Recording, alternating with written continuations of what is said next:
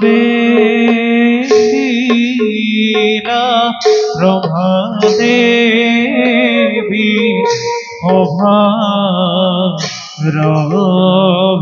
অভারভিতর আরে কবে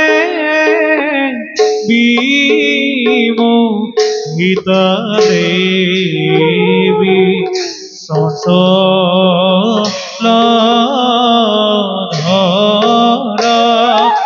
আরে কবে বিমোহিতা দেবী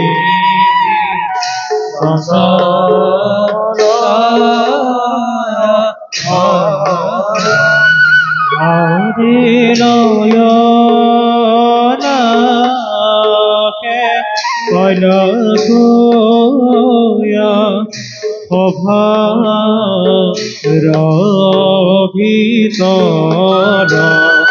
হরে সমাজর লোকে রাখি হরি হরি মোরা হরে সমাজর লোকে রাখি হরি হরি মোরা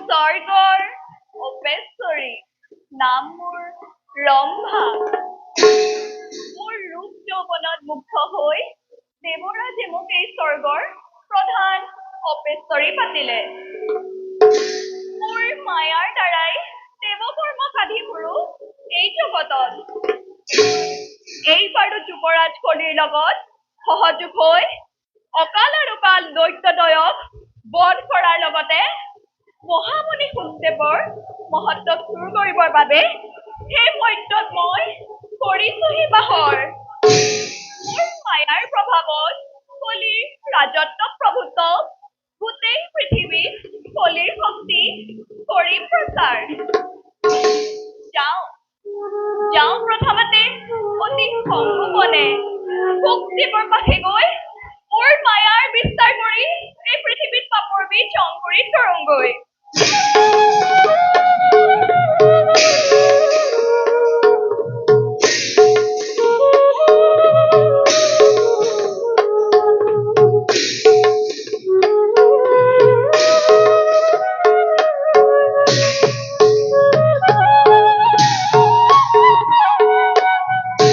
জয় জয় দৈত্যরা সকালর জয় জয় দৈত্যরা সকালর জয় জয় জয়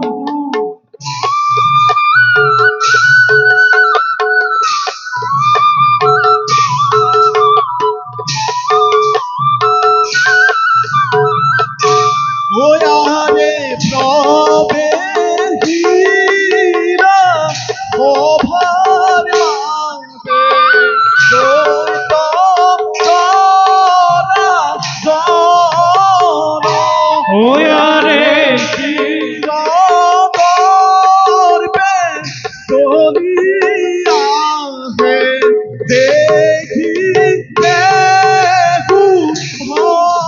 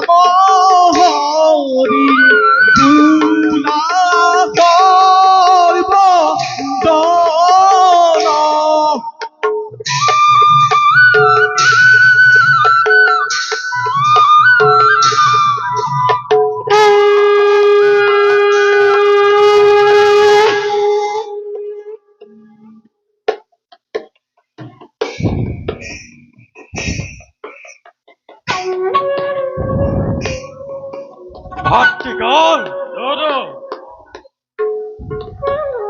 ধুম ৰজাৰ আঘাত সাধনেৰে লাভ কৰিলো অমৰত্ব বৰ, আৰু আজি পৰ্যন্ত পৃথিৱীত ৰাখিছো জীয়াই স্বৰ্গত থাকিও দেৱতা দেৱতাসকল আমাৰ ভয়ত থৰ থৰকৈ কঁপিব ধৰিছে, আৰু সিহঁতৰ ধপ ধপ কৰা শব্দৰে আমাক আনন্দ কৰি তুলিছে ভাই। সত্য কথা দাদা, আমাৰ শক্তি স্তম্ভাদি সকলোটি আৰু আৰু বিশ্বৰ দানকৰ্তা ৰূপে সবাতকৈ আমাকে কৰিছে স্বীকাৰ। তথাপিও কিন্তু দাদা ইচ্ছা হয় এই সমুদ্ৰৰ উৰ্মিমালাৰ দৰে প্ৰবলৰ তৰংগ সৃষ্টি কৰি মুহূৰ্ততে ধাৰাঘাত কৰিবে এই ভুৱন। শান্ত হোৱা হয় দাদা, শান্ত হোৱা। যুদ্ধত দৈত্যৰ চিৰল কৰি অচিৰে মিলিব ভাগ্য। তুমি আৰু মই যেতিয়ালৈকে থাকিম লগত, আমাক পৰাজয় কৰিব পৰা বীৰ কোনোৱে নাই। আৰু কোৱা ভাই, ৰাজ্যৰ সংবাদ কি? সকলো প্ৰজাই কৰ আদায় কৰিলে নে? হয় দাদা, সকলো প্ৰজাই কৰ আদায় কৰিছে, কিন্তু আমি নথকাৰ সুযোগ লৈ দুজনমান ঋষিমুনিয়ে এই আশ্ৰমৰি ওলাই গৈছে। সামান্য তপস্বীৰ ইমান সাহ, কৰ দিয়াৰ ভয়ত আশ্ৰম এৰি পলায়ন কৰিছে। যোৱা ভাই, সিহঁতক বিচাৰি আনি হাতে গলে শিকলি বান্ধি আনি বন্দী কৰি ৰাখিবা এই অন্ধকাৰ। তাৰ বাবে আপুনি কোনো চিন্তা নকৰিব। এই কাল ৰূপ ধৰি চতুৰ্দিশে সৈন্য কৰিছো সঞ্চালন। সিহঁতক অনতি পলমে ধৰি আনি ঘূৰাই থমে অন্ধকাৰাগাৰত। বেশ ভাই, বেশ। বহুদিন ধৰি মধুবনৰ একো সংবাদ পোৱা নাই, তুমি নিজে গৈ এবাৰ মধুবনৰ সংবাদ লৈ আনিবা। আপোনাৰ আদেশ মানিয়ে মই যাম এতিয়া মধুবনৰ হেতু। কিন্তু দাদা, কোনোবাই শত্ৰুৱে যেন আমাক ধৰিব বুলি। তথাপিও দাদা আপুনি সতৰ্কতাৰে এই ৰাজ্য কৰিব শাসন। যাওঁ মই এতিয়া মধুবনৰ হেতু।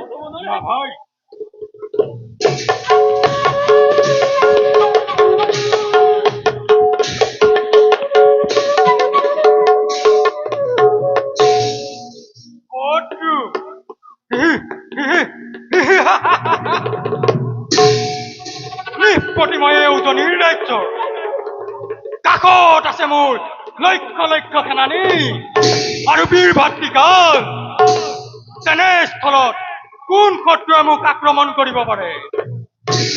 আহক, সিহঁতৰ মুণ্ড ছেদন কৰি মিহলি কৰি মই ভূপতিৰ তুলিৰ লগত। মহান দৈত্যেশ্বৰৰে জয় হয়। কোন তুমি? কিয় আহি প্ৰৱেশ যায় এই দৈত্য ৰাজ্যত? দৈত্যেশ্বৰ, মই মানৱ কিম্বা দৈত্য নহয়। কালৰ আদেশত দাপৰ পাছত নেচ ৰাজ্য ল'বলৈ আহিছো। মই যুৱৰাজ কলি। যুৱৰাজ কলি? তাৰ মানে তুমি স্বৰ্গৰ দেৱতা? স্বৰ্গৰ দেৱতা হৈ আছে জানো কিবা প্ৰয়োজন সেই দৈত্যৰ কাষত? দৈত্যেশ্বৰ, আপুনি মহাবীৰ, মহাপৰাক্ৰমী, ৰজাৰ বাহুত আশ্ৰয় বিচাৰি স্বৰ্গৰ দেৱতাক আশ্ৰয় দিব লাগে? ইয়াত কোনো জটিলতা নাই দৈত্যেশ্বৰ।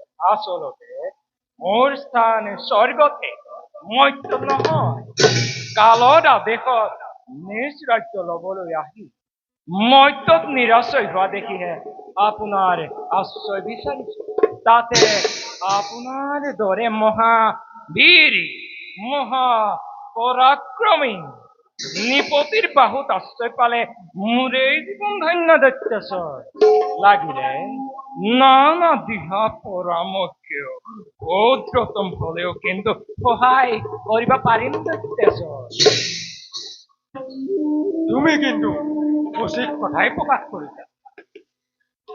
নিঃসন্দেহে আশ্ৰয় দিছো তোমাক মোৰ ৰাজ্যত, আৰু থাকিব পাৰিবা তুমি মোৰ ৰাজ্যত, আৰু মোক পাৰ্য মানে কৰিবা সহায়। নিশ্চয় নিশ্চয়।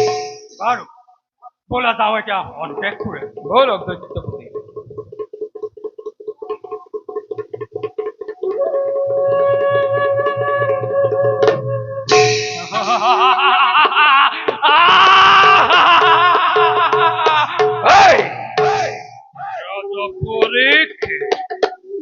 তোমাৰই হস্তিনাৰপুৰ বলেৰ দৰে নিগ্ৰত হই থকা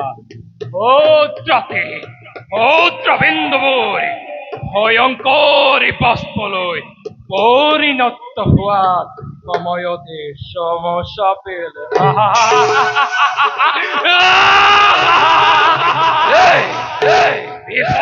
বাষ্প কলিৰ বাপৰি বাষ্প।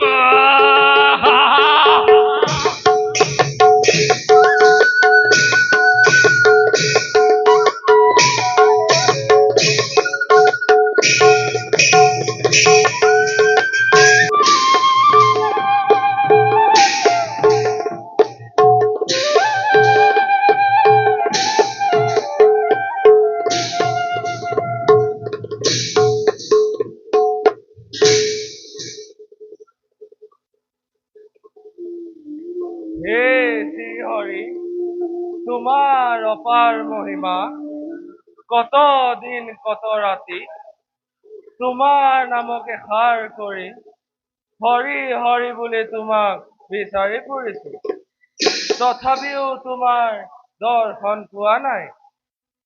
অৱশ্যে তোমাৰ লীলা মোৰ দৰে ক্ষুদ্ৰ প্ৰাণীয়েও কি বুজিম প্ৰভু। বাৰু যিয়েই নহওক লাগে, চিৰদিন তোমাৰ নামৰ তপস্যাতে ব্ৰতী থাকিম প্ৰভু।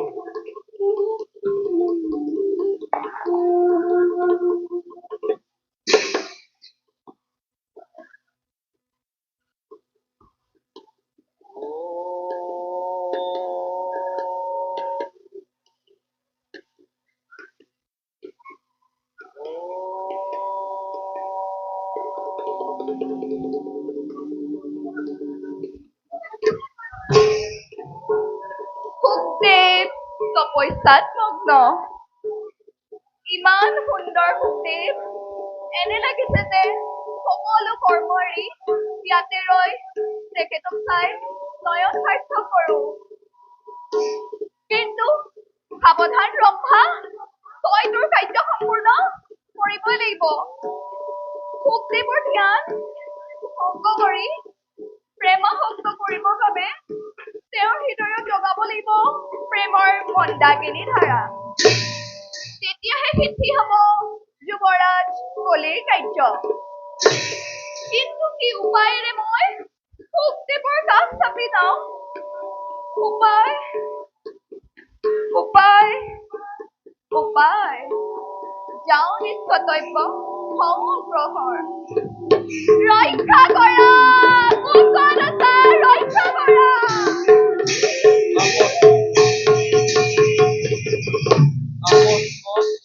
এই গভীৰ অৰণ্যৰ মাজত কাৰ আৰ্তনা? ৰক্ষা কৰা কুশলতা, দুষ্টৰ হাতৰ পৰা। কি এই গভীৰ অৰণ্যৰ মাজত অবলাৰ ওপৰত কোনে কৰে অত্যাচাৰ? যিয়েই নহওক বিপদত আৰ্তজনক ৰক্ষা কৰাটো আমাৰ কৰ্তব্য। ভয় নাই দেৱী, ভয় নাই দেৱী, আছো মই তোমাৰ সহায়। ঋষিবৰ মোক দুষ্টৰ হাতৰ পৰা ৰক্ষা কৰা। ভয় নকৰিবা দেৱী, আমাৰ বৰ্তমানত তোমাক কোনে একো কৰিব নোৱাৰে। পিছে তোমাৰ পৰিচয় আৰু ঠিকনা কি? মই এই অৰণ্যৰ মাজতে প্ৰকৃতিৰ সৌন্দৰ্য উপভোগ কৰা এগৰাকী বন দেৱী ঋষিবৰ। সৌ উত্তৰ দিশৰ সৰোবৰৰ কাষতে মোৰ বাসস্থান। তোমাক কোনে বিপদ ঘটাব বিচাৰিছিলে আৰু বৰ্তমান কোন দিশে কৰিলে প্ৰস্থান? মই বনৰ মাজত ঘূৰি ফুৰোতে কোনোবা এক দুষ্টই মোক হৰণ কৰিব খুজিছিল। হয়তো আপোনাৰ মাত শুনি সি কৰিলে পলায়ন। ঋষিবৰ মোক অনাথিনী নকৰিব।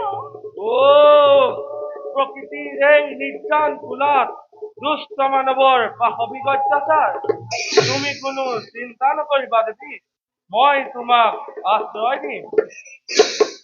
হে ঋষিবৰ, সহজ সৰল শান্ত প্ৰকৃতিৰ আপুনিনো কোন পৰিচয় দিবনে? মহামুনি ব্যাসৰ পুত্ৰ, নাম মোৰ কুশ। এই নিবিড় অৰণ্যৰ মাজত প্ৰভু শ্ৰীহৰিক বিচাৰি জ্ঞান অষ্টহায় মোৰ এই প্ৰধান কৰ্তব্য। ৰম্ভা, তোৰ উদ্দেশ্য সিদ্ধিপথত শুকদেৱক প্ৰেমত মতলীয়া কৰি গৰ্ভত থকা ভাগৱত নষ্ট কৰি নৰকত বাস কৰাই যুৱৰাজ কলিৰ কাৰ্য সমাপন কৰাব লাগিব। তেতিয়াহে সিদ্ধি হ'ব তোৰ প্ৰধান কৰ্তব্য। পলম নকৰিবি ৰম্ভা, পলমে ঘটাব বিঘিনি। কৰ্তব্যত আগবাঢ়ি যা ৰম্ভা, আগবাঢ়ি যা। কি ভাবিছা দেৱী? ঋষিবৰ, ভাবিছো মানে শুনিছো আপোনাৰ গৰ্ভত হেনো ভাগৱত শাস্ত্ৰ আছে। হয়, ভগৱানৰ অপাৰ কৰোণাতেই মোৰ গৰ্ভতেই ভাগৱত শাস্ত্ৰ আছে। আহ, ধন্য মোৰ জীৱন, যাক মই ইমান দিনে হৃদয়ৰ মাজত কৰিছিলো ধাৰণ। আজি তেওঁ চৰণ দৰ্শন লাভ কৰি নিজকে ধন্য মানিছো। ঋষিবৰ, মোক চিৰদৰ্শী ৰূপে গ্ৰহণ কৰো। এয়া কি কৰ্ম কৰিব খুজিছা দেৱী? এই কৰ্ম নহয় উচিত। যোৱা কিছু জিৰণি লোৱাগৈ। হে মোৰ চিৰপৰ্যায় ৰাজ্য দেৱ, মন প্ৰাণ সকলো সমৰ্পিলো আপোনাক। এতিয়া মোৰ মনৰ কামনা পূৰণ নকৰিলে পুৰুষোত্তম জীৱন বৃদ্ধ হ'ব আপোনাৰ। মায়ামোহে আবদ্ধ হৈ এই সংসাৰৰ মায়াজাল ভেদ কৰিবৰ বাবে যি পুৰুষে পৰম ব্ৰহ্মাক ধ্যান নকৰে তেওঁৰ জীৱনহে ব্যৰ্থ। তুমি জানানে দেৱী, কামনাত প্ৰফুল্লিত হৈ মানৱে নিজৰ যৌৱন, ধন, সম্পত্তি সকলো শেষ কৰে। যাকে মানৱে বুজিব নোৱাৰি নৰ কুণ্ডলৈ আগবঢ়াই দিয়ে। ঋষিবৰ, দিব্য বস্তু আভূষণে শোভিত নাৰীৰ কামনা যি পুৰুষে চৰিতাৰ্থ কৰিব পৰা নাই, সেই পুৰুষে স্বৰ্গ লাভ হলেও ধূমকেতুৰ দৰে খহি পৰিব লাগে। আপুনি জানেনে, ব্ৰহ্মা, ইন্দ্ৰ আদি দেৱতাসকলক, সৌমক আদি মহা তেজস্বীসকলক সাক্ষাৎ ব্ৰহ্মাক দৰ্শন কৰিহে জীৱমুক্ত হৈছে। সেইসকলেও কিন্তু কামিনীৰ কামকুণ্ড উপভোগ কৰিছে। তোমাৰ এই ৰক্ত মাংসৰে গঠিত দেহত বস্ত্ৰ আভূষণ পৰিধান কৰি তুমি অতি সুন্দৰ হৈ মোৰ মুক্তিৰ পথ ৰোধ কৰিব খুজিছা। ইয়াতকৈ আৰু মহাপাপ আছেনে? হে মোৰ চিৰপৰ্যায় আৰাধ্য দেৱতা, সকলো বাক চাতুৰালি বিসৰ্জন দি মোক প্ৰেম দান দি কৃতাৰ্থ কৰক। দূৰ হোৱা ৰমণী, নহয় দে, মোক কৃতাৰ্থ কৰক। দূৰ হোৱা ৰমণী, নহয় দে, মোক নাতি বুলিয়ে গ্ৰহণ কৰক। দূৰ হোৱা ৰমণী। বুজিছো তুমি বন দেৱী হব নোৱাৰা। ৰবা, এতিয়াই মই ধ্যানৰ বলে তোমাৰ পৰিচয় জানি লওঁ।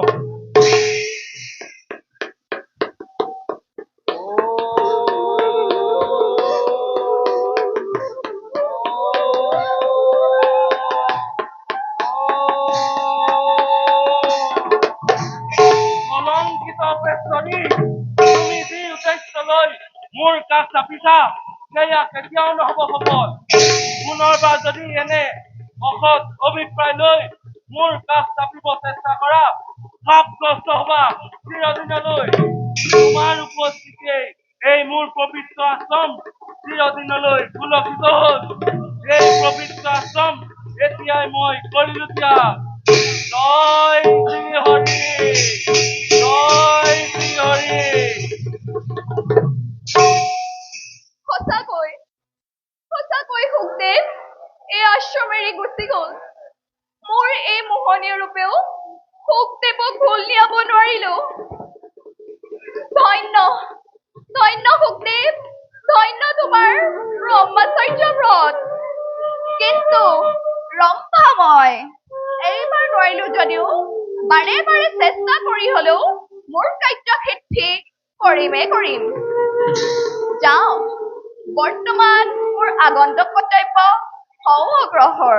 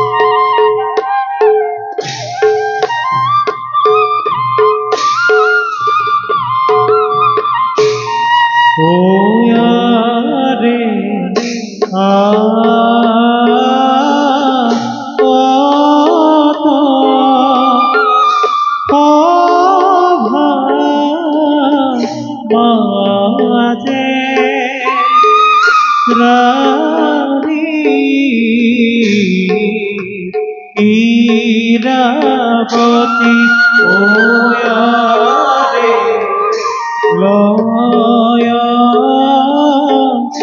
রাখে সদি জাহি দেখি গুণবতী ওয়ারে লয় রাখে সদি যাই দেখি ওয়ারে কত জ্ঞানে পাইলা গোয়া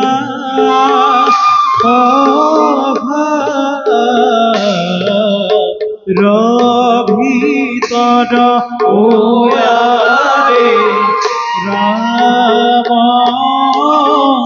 হরি রাম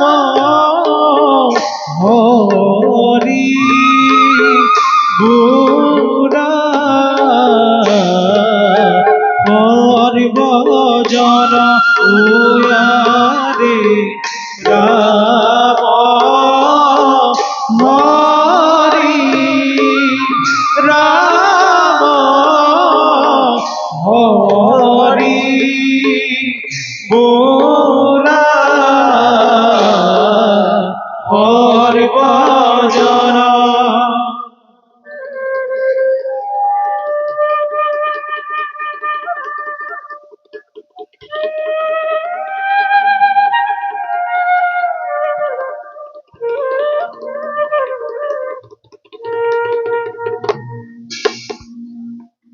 পৰীক্ষিতৰ ভাইটা ৰাজ ৰাণী মই এই হস্তিনাপুৰৰ শান্ত সৌম্য অতি ধৰ্মপৰায়ণ স্বামীৰ সুশাসনত চাৰি পুত্ৰৰ সৈতে সুখেৰে বাস কৰি আহিছো এই হস্তিনাপুৰত।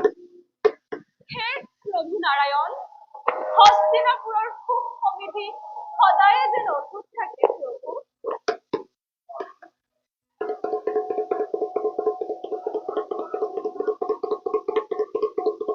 অকলে অকলে কি ভাবিছ নাথ নাথ, আপোনাৰ কথাকে ভাবি আছিলো। সুন্দৰৰ বাখ্যা দেখোন আজিও নিদিলে নাথ। প্ৰিয়ে নাথ, শাস্ত্ৰত সত্যম শিৱম সুন্দৰম বুলি কৈছে। তেন্তে শিৱই সুন্দৰ নেকি? প্ৰিয়ে নাথ, শিৱই সুন্দৰম হলেও শৰতৰ জোনাকী মধুৰ নিশাত গোপীসকলৰ প্ৰেম উদ্ভনি হৈছিল। সেয়ে পূৰ্ণ ব্ৰহ্মস্বৰূপ কৃষ্ণকে সুন্দৰ বুলি কৈছে। জগতত ভগৱান তেন্তে সুন্দৰী কোন নাথ? যাৰ ৰূপত স্বয়ং নাৰায়ণ ভৰি গৈছে, যাৰ হাতত কমল পুষ্পই শোভা কৰে, সেই মাতৃলক্ষ্মী দেৱী চিৰসুন্দৰ। তুমিয়েই লক্ষ্মাৰ মোৰ জীৱন সংগী, প্ৰেম দায়িনী তুমিয়ে মোৰ চিৰ সুন্দৰী। প্ৰিয়ে তোমাক বৰমাইল প্ৰদান দিন ধৰি মোৰ হৃদয়ত স্থান দিছো। মোক লাজ দিব নালাগে। মই আপোনাক যিমান মৰম দিছো তাতোধিক ময়ো পাইছো। গতিকে মই সদাগৰ শৰাই নহওঁ নাথ। নাথ, এই অভাগীৰ সেৱা গ্ৰহণ কৰক। উঠা প্ৰিয়ে, তুমি অতি ভাগ্যৱতী পাণ্ডৱৰ ভূমি। এতিয়া যাওঁ বলা, খন্তেক বিশ্ৰাম কৰোঁ। বলক নাথ।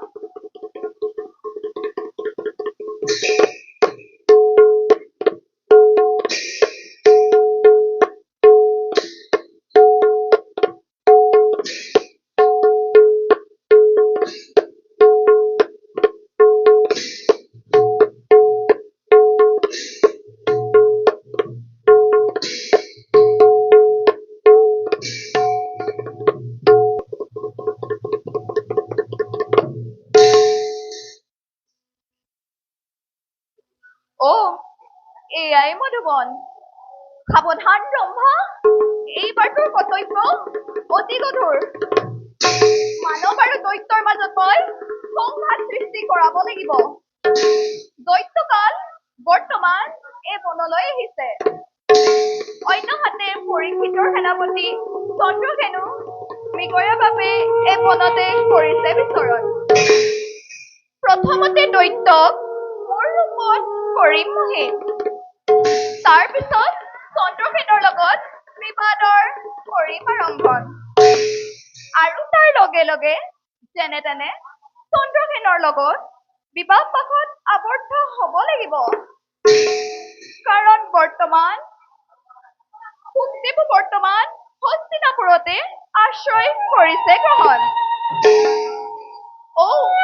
হৌৱা দৈত্য এইফালৈ আহিব ধৰিছে। মই এতিয়া এই স্থানতে মোৰ মায়া খেলা কৰোঁ আৰম্ভণ।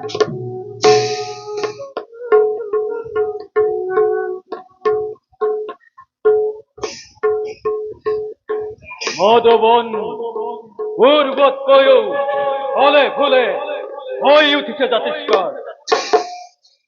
এই বাৰ্তা শুনি দাদাই মনত অশেষ শান্তি লাভ কৰিব।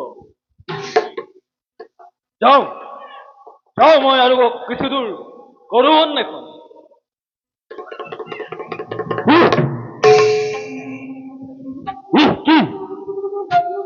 এই অতব্বৰ বনৰ মাজত কোনেই সুন্দৰী নাৰী?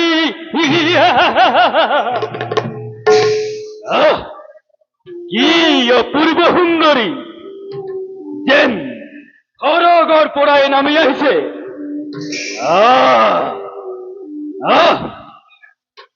এই ৰমণীক যেনে তেনে পত্নী ৰূপে কৰিব লাগিব গ্ৰহণ।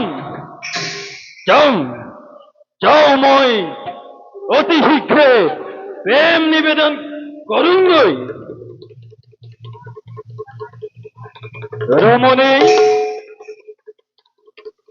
ৰমণী চোৱাচোন কোন কাষত তোমাৰ বিদ্যমান। কোন তুমি? কিবা হেতু মোৰ দৰে বনদেৱীৰ কাষত ভয় চাহি উপস্থিত। আঁতৰি যোৱা। বনদেৱী, বন দেৱী অভ্যেস কৰি তুমি যিয়ে নোহোৱা এইবিলাক মোৰ নাই প্ৰয়োজন। লৈ যাম তোমাক নিজ ৰাজ্যলৈ। দূৰ হ পাখণ্ড! মোক স্পৰ্শ নকৰিবি! ৰক্ষা কৰা!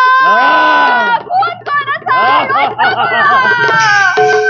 দিয়া তুমি মোক এটিবাৰ স্নেহালিংগন।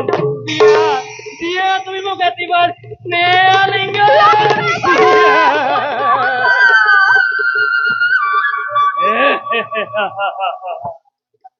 এ ৰমণী, দিবানে তুমি মোক এটিবাৰ স্নেহালিংগন?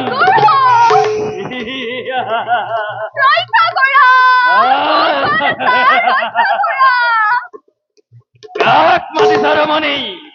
চোৱা চোৱা, তুমি দূৰ দূৰণিলৈকে চোৱা, পশু মানে একোৱেই নাই। কোনেও তোমাক ৰক্ষা কৰিব নোৱাৰে কালৰ হাতৰ পৰা। দিয়া তুমি মোক এটিবাৰ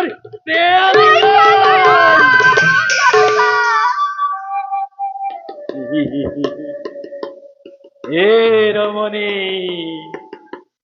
আহা আহা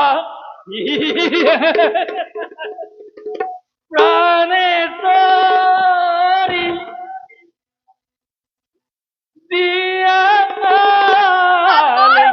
গণ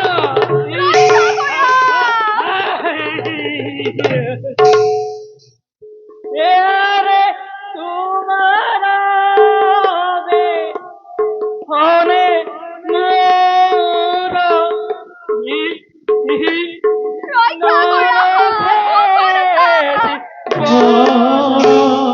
আরে আহা আহা প্রাণেশ্বরী দিয়ায়ারি কর আরে তোমার মনে মোর কর হে কর আরে তোমার মনে মোর কর হে কর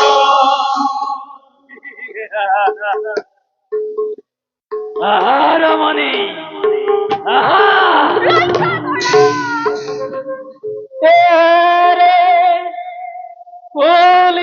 বলিয়াছে শ্রেণী চম্পা মেলিয়াছে পাহি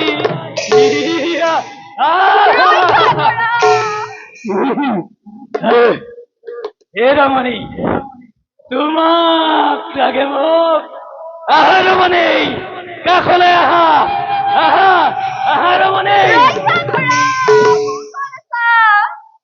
এয়ারে নাচি আছে তবন কইনা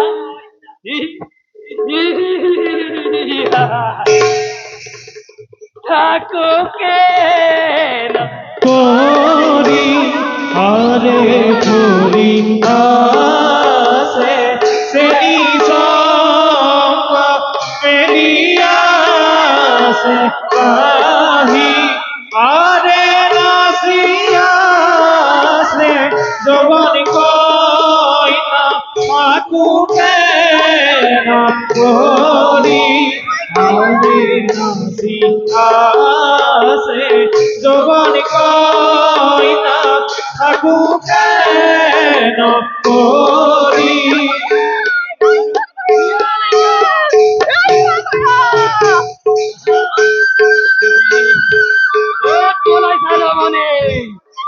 এই কালৰ হাতৰ পৰা তোমাক কোনেও আজি ৰক্ষা কৰিব নোৱাৰে।